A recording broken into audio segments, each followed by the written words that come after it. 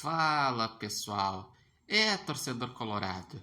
A invencibilidade no ano acabou. Após 17 jogos invictos, o Inter perdeu para o Palmeiras em casa. O problema foi ter perdido para um confronto direto em casa.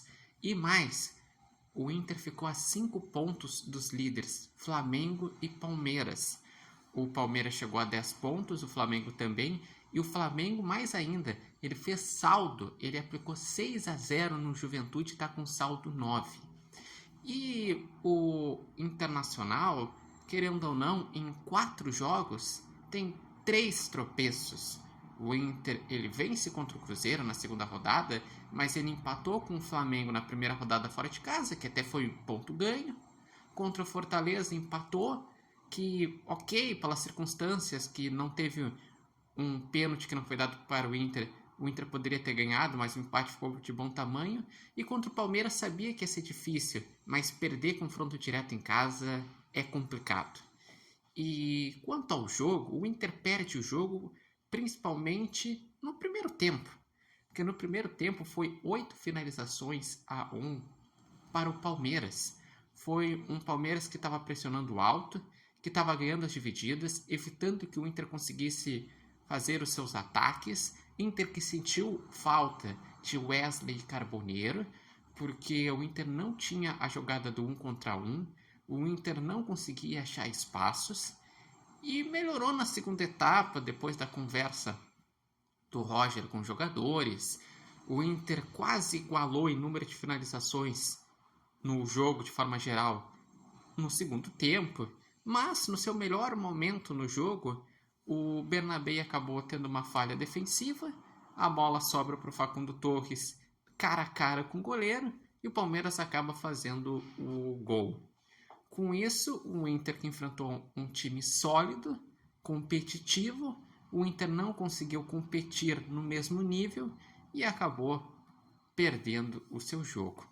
O Inter, de certa forma, ele chega com uma pressão por resultado no Clássico Grenal. Não que nem o adversário. O Grêmio, ele chega com terra arrasada. É uma situação diferente, porque o Grêmio tomou 4-1 do Mirassol, o Grêmio entrou na zona de rebaixamento, demitiu o técnico e pode chegar no Clássico Grenal com um técnico interino. Então, chega com terra arrasada. Não sabemos como que o Grêmio vai se portar no Clássico Grenal, porque ou vai ser um técnico interino ou um novo técnico. Não sabemos se vai ter uma reação prática dos jogadores quererem dar uma resposta. Mas sabemos que o Inter tem um trabalho mais sólido, um trabalho que vem desde julho do ano passado, que teve grandes sequências invictas, que teve o título do Gauchão, que os jogadores sabem a forma de jogar, que deve ter o retorno do Wesley para o Clássico Grenal. Então sim, o Inter chega favorito no Clássico Grenal, mas chega também com uma necessidade de ganhar, porque tropeçar novamente pode significar ampliar a distância para Palmeiras e para Flamengo e até ampliar a distância para o G6, pensando em Libertadores, e para o próprio G4, que é o objetivo, que é classificar de forma direta para a Libertadores.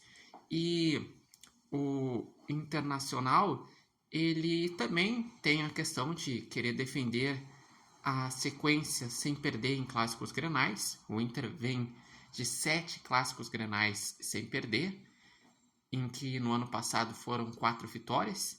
Nesse ano é 1 vitória e 2 empates.